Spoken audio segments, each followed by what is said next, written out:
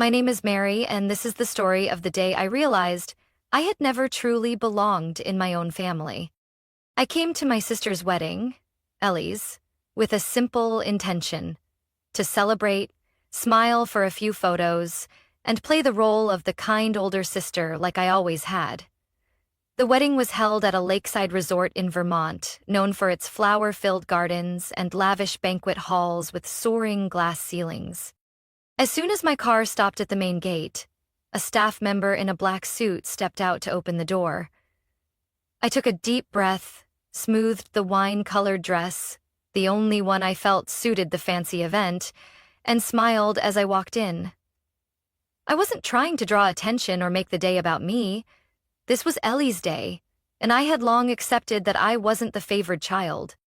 But what I didn't expect was just how cold they could be. As soon as I stepped into the main hall, a receptionist greeted me with a dazzling smile. "Your name?" "Mary Evans," I said softly. Her smile faltered for a moment. I saw the hesitation on her perfectly made-up face. Her hand flipped through the list a little faster than usual, then stopped. Her eyes narrowed slightly before she looked up. "Ah, here it is. You're placed in the hallway area." I blinked. "Sorry, where?" "Just outside the banquet hall near the coat check area," she said, trying to sound casual. I glanced at the seating chart beside us. My parents, Mr. and Mrs. Evans, were seated at the head table. Ellie's close friends and her husband's co-workers all had spots inside, under the sparkling chandeliers.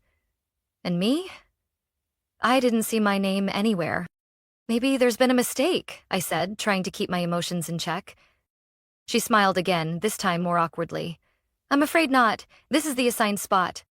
My chest burned. I told myself maybe the hall had run out of space. Maybe it was a last-minute error.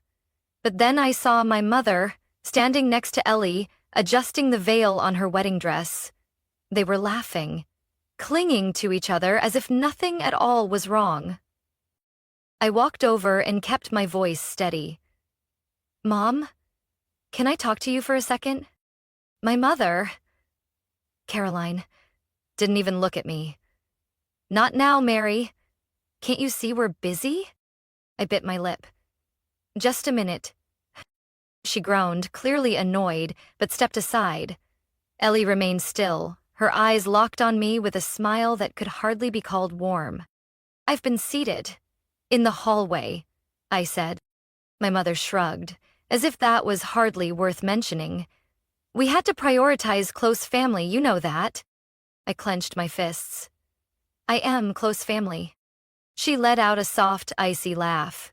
"Oh, don't make a big deal out of this, Mary." Ellie chimed in, eyes glinting with satisfaction.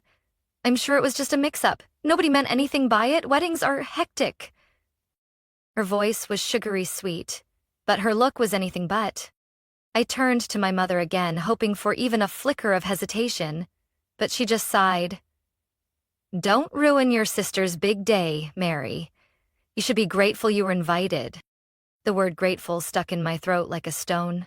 Grateful to be treated like an outsider in my own family? Grateful to be seated next to the coat rack?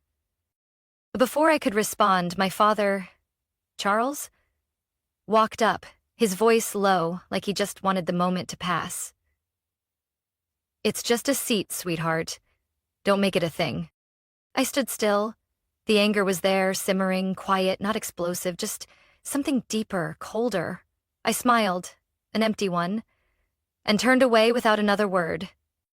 They thought I'd silently take it, like always, but this time, I wouldn't. I walked slowly out of the main hall, my heels clicking lightly against the cold marble floor. The air in the hallway smelled of silk, wedding flowers, and something else. Something out of place, like me. In my hand was the place card with my name. Mary Evans, Table H, Hallway Area. The elegant cursive felt like a slap in the face.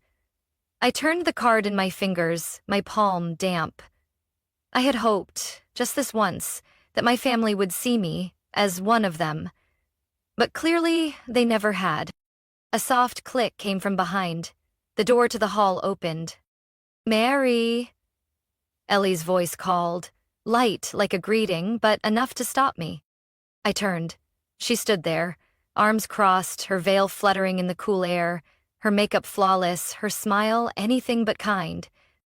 "Are you upset?" she asked, with no real concern. "Because of the seating?" I gave a dry laugh. "I'm not upset. I'm disappointed." Ellie tilted her head, her eyes lighting up like she'd just heard something funny. "You're always so sensitive. It's just a seat, Mary. Who even cares?" I bit the inside of my cheek, keeping my voice steady. "You know it's not about the seat. It's about how this family treats me. It's always been that way." She shrugged. "So what? You still showed up, still wore the pretty dress, still hoped for attention." She stepped closer, her voice dropping so only I could hear. "You're desperate for their approval. It's sad." I looked her straight in the eyes. "No, Ellie. What's sad is that you need to tear someone down, just to feel loved." That made her pause for a second, but then, as if it meant nothing, Ellie laughed. "You really know how to kill the mood, like always." Footsteps approached behind her. It was Mom. Caroline, with a tense expression, like she'd been dragged away from the party to handle something trivial. "I heard there's some drama out here," she asked, eyes on Ellie, barely glancing at me. I took a breath, telling myself I deserved an explanation. "Mom, I was seated in the hallway. I'm not some acquaintance or a distant guest. I'm your daughter." She furrowed her brow, then gave a tight smile.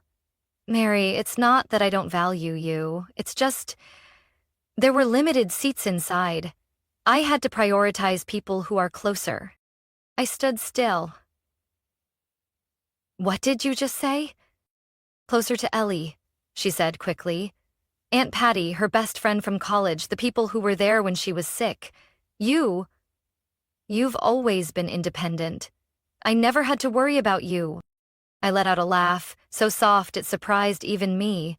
"You never had to worry about me, and you think that justifies treating me like I don't exist?" Ellie jumped in, her voice syrupy. "Mary, stop it. Mom didn't mean it like that. You're overreacting. You should be grateful you were even invited." That line cut deep.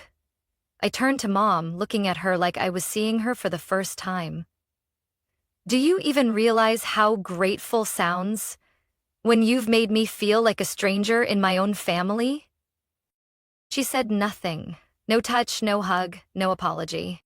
A deep voice came from my left. "It's just a seat, Mary." It was my father, Gregory. He stood there with a glass in his hand, eyes fixed on the floor. Still the same avoidance, like always. I turned to him, speaking slowly. "I don't need you to defend me, but the least you could do is look me in the eye when you speak." He looked up, confusion flickering briefly before fading. Ellie shrugged, like I was a stubborn child ruining the adults' party. "If you're that unhappy, you can just leave." I looked at the three of them, these people I once called family, and suddenly realized maybe Ellie was right. I tightened my grip on my purse and took a deep breath. Something inside me cracked, not from weakness, but from clarity. If they had decided I didn't belong, then I wouldn't try anymore. And what was about to happen would make sure they never forgot this night. I walked quickly down the thick carpeted hall, my heels swallowed by the plush silence. Behind me, the music in the banquet hall played on cheerfully, laughter and clinking glasses filling the air. But it all sounded like it came from another world, a world I was never really invited into. I stopped at a quiet corner, clutching my purse strap like it was the only thing keeping me grounded. Ellie's smirk, Mom's dismissive shake of the head, Dad's distant silence. All of it swirled in my mind like a broken melody. And then a memory returned, sharp and clear like it happened yesterday. 3 years ago, I went home for Thanksgiving, the rare occasion when Ellie wasn't around, off traveling with a new boyfriend in Portugal. The house in Albany felt strangely calm. No loud chatter, no trace of Ellie's overpowering perfume lingering in the air. Mom asked me to go to my old room to find some family photos for a memory album. I nodded, a little relieved to do something that felt meaningful, or at least included. My room hadn't changed after all those years. The small bed by the window, the old bookshelf, and the high school photos, mostly of me, alone. I rummaged through the drawer and found the photo box, but then my eyes accidentally landed on the small drawer of my mother's vanity. I didn't know why, but I opened it. Inside lay a light brown leather notebook, resting silently. Every page was filled with my mother's handwriting, crowned, careful letters. I flipped it open, not thinking much, until I read the first lines. The first day Ellie went to kindergarten, she didn't cry. She turned around, waved goodbye to me, and ran into class like a brave little doll. I turned the page. Ellie loves the baked pasta I make on Thursday nights. Ellie used to be scared of thunder, but now she's much braver. Ellie's favorite birthday gift was the little nurse outfit I got her when she turned 8.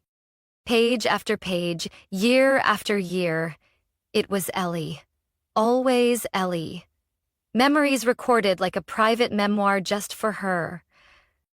I began searching, like I was trying to prove to myself that I too had once been remembered. I flipped each page, scanned every line, but there was nothing. Not a sentence, not a line, not even the name, Mary. I clutched the notebook so tightly my knuckles turned white. When Mom walked in, I was still sitting motionless on the floor, the notebook wide open in my hands. "You wrote all of this about Ellie?"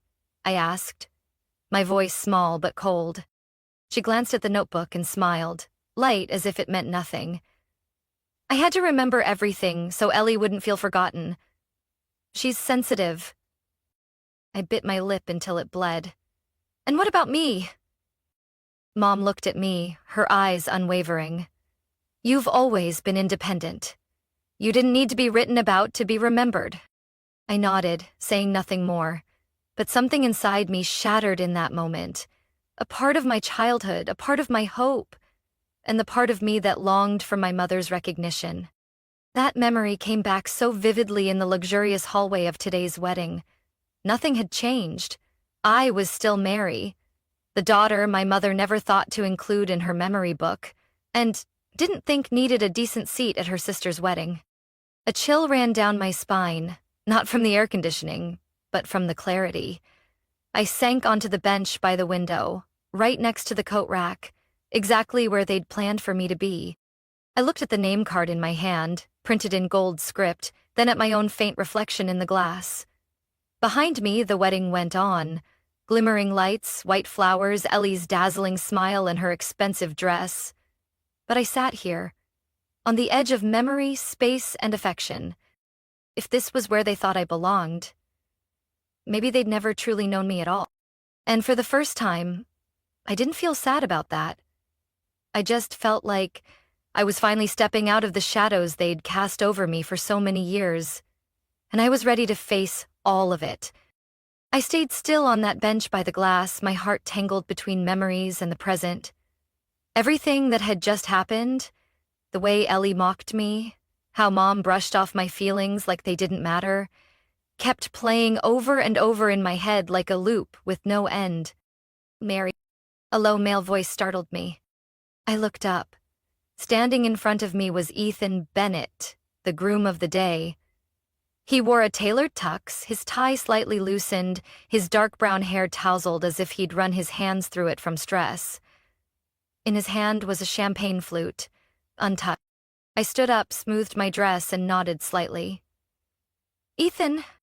He looked at me, eyes narrowing slightly like he was trying to figure something out. "Seeing you sitting here doesn't feel like you." I let out a soft laugh. "Really? Because your family decided I'm not worthy of a seat in the main hall?" He said nothing. A heavy silence settled between two people who barely knew each other, yet were sharing a strangely intimate moment. "Mary," Ethan finally said, his voice lower, "can I ask you something?" I met his gaze. "Go ahead." He hesitated, his hand tightening slightly around the stem of the glass. "Has Ellie ever said anything about me that seemed off to you?" I tilted my head.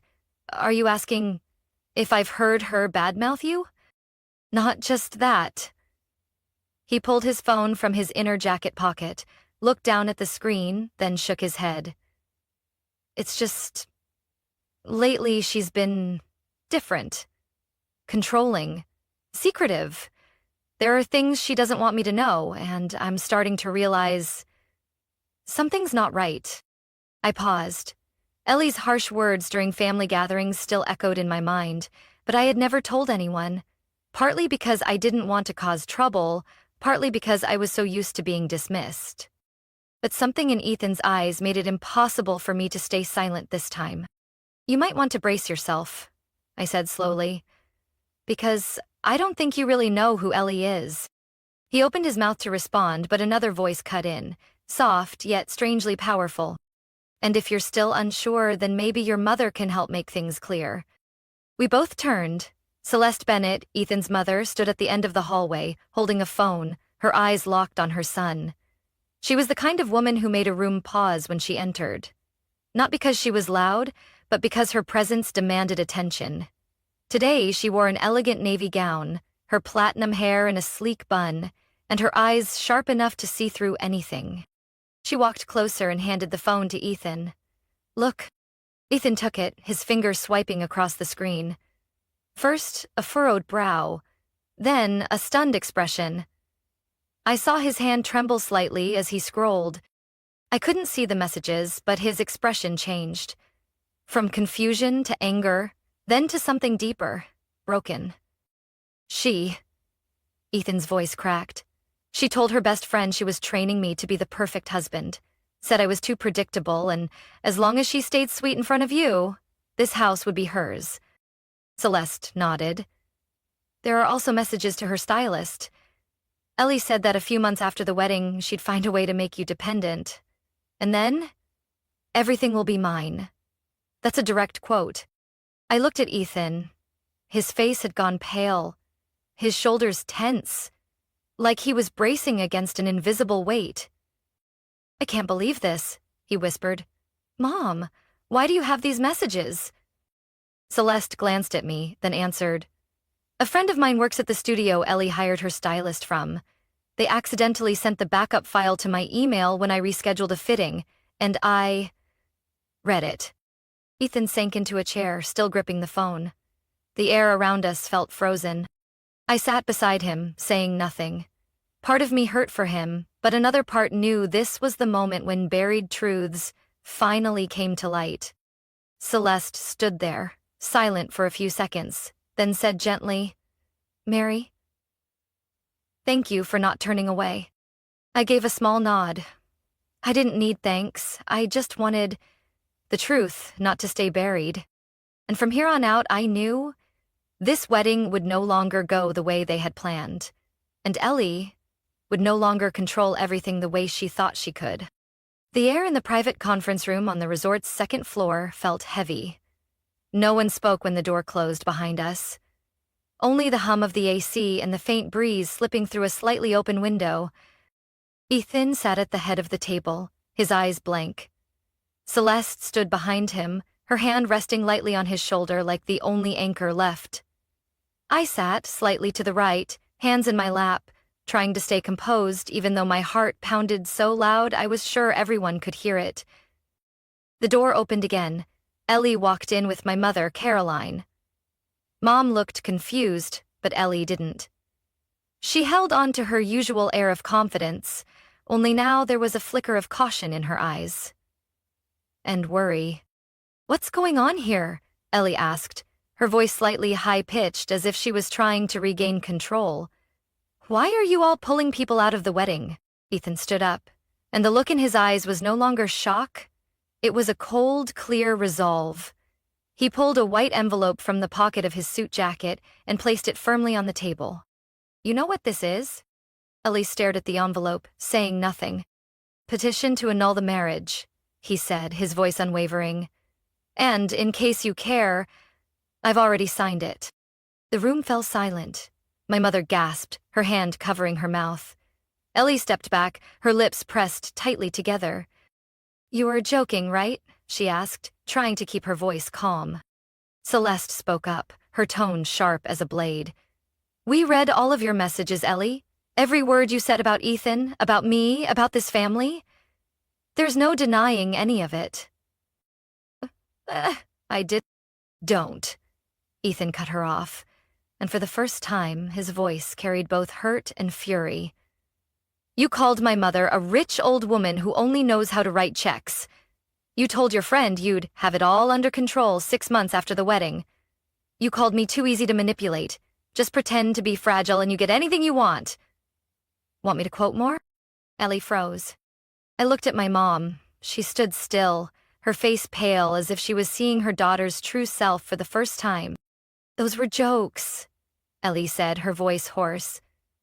Messages between friends, not serious. Celeste gave a short, bitter laugh. And what about the divorce consultation you filed last month? Was that a joke too? That's when I saw my father, Robert, enter the room, his expression heavy. I didn't know who had called him, but his presence seemed to make the room sink deeper into tense silence. Is this true? He asked, looking straight at Ellie. Ellie didn't respond. Robert turned to my mother. Did you know about this? Mom shook her head weakly. I didn't think Ellie could do something like this. You never think, he said slowly. You've never looked at what's really going on. Then he turned toward me, and for the first time in many years, he didn't avoid my eyes. Mary, he said, I'm sorry. Both Mom and I were stunned.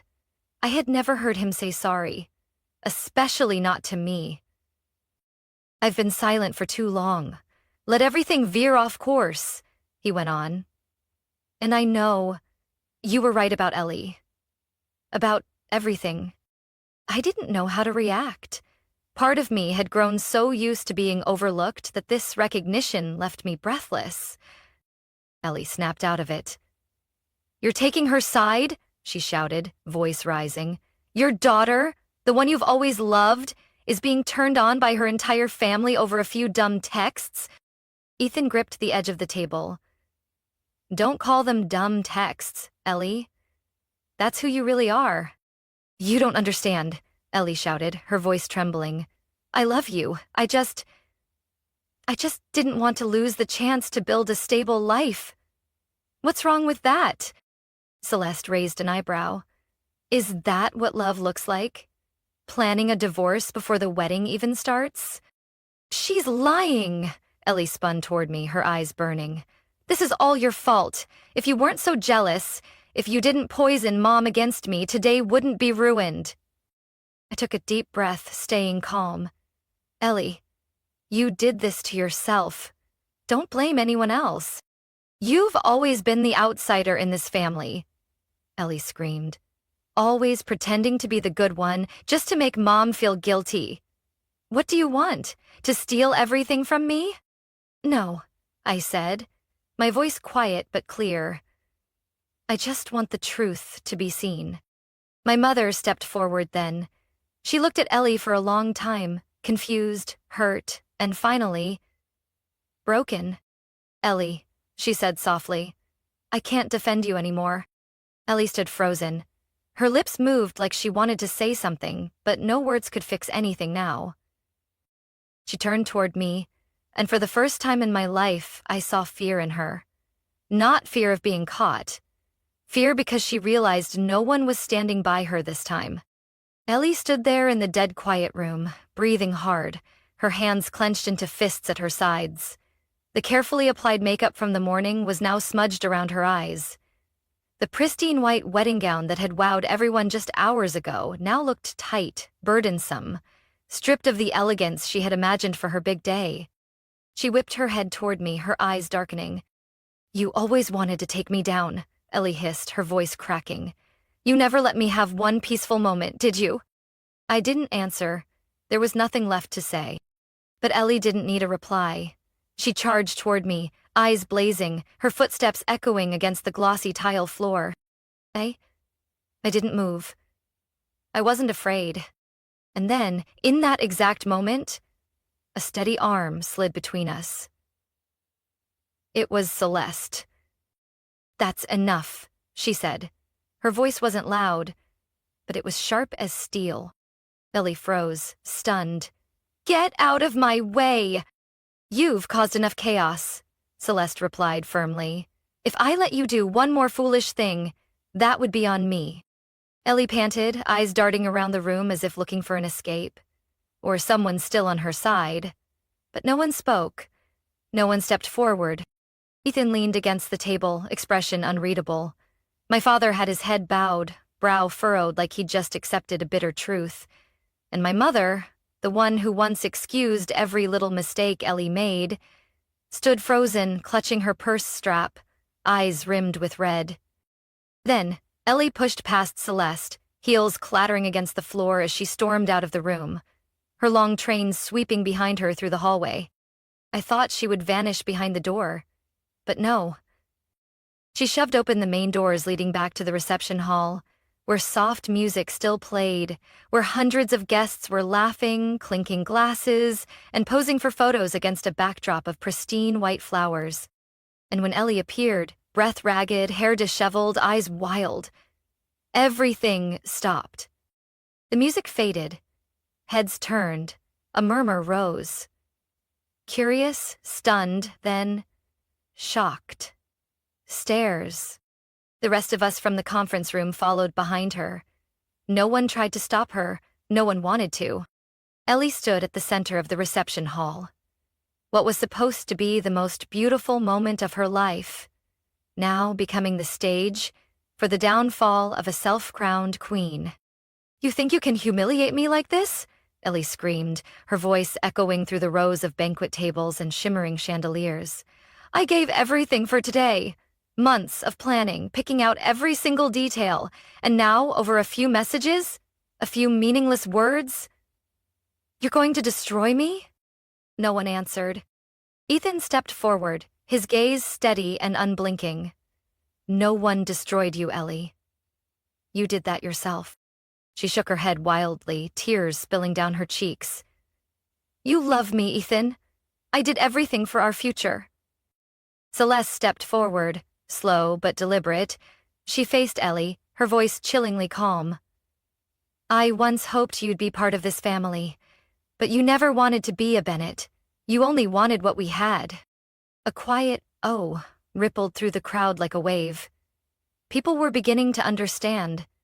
Some guests exchanged glances, a few set their glasses down, their eyes heavy with realization. Ellie glanced around, breath uneven. "She made all of this up," she shouted, pointing directly at me. "Mary's always been jealous of me, always trying to drag me down. She spent her whole life in the background, and now she wants to pull me down with her." I stepped forward, calm and steady, my voice just loud enough to be heard. "I don't need to drag anyone down. The truth carries its own weight." Ellie went silent. The tension was tight as wire. All eyes were on her, even those who had once cheered her on, admired her, now just stood there, in silence. I turned to Ethan, clinging to a final shred of hope. You can't leave me. I'm your wife. We made vows." Ethan pulled the same white envelope from his jacket pocket, the one he'd come prepared with. He held it up in front of Ellie.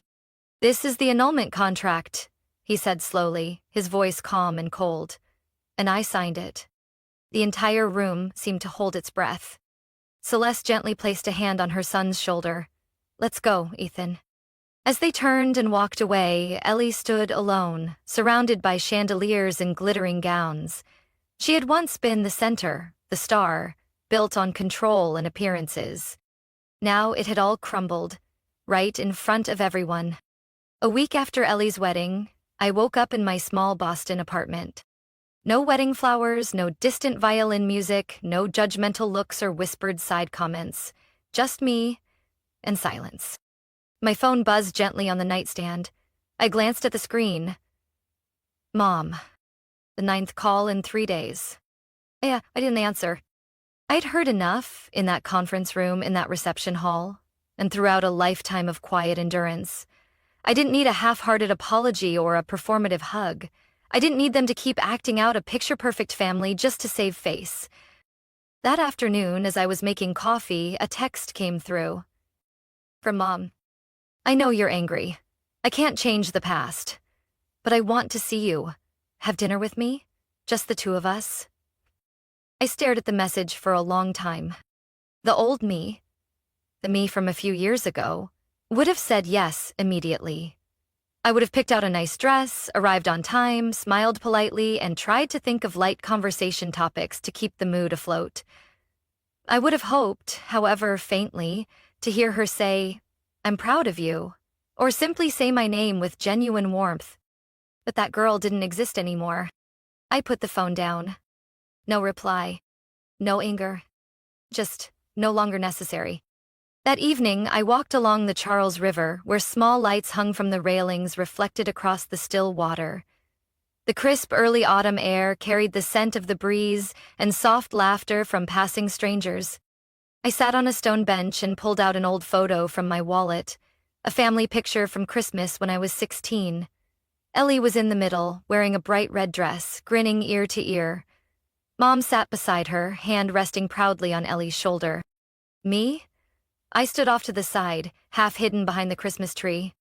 I stared at the photo for a long time, then gently folded it and tucked it back into my bag.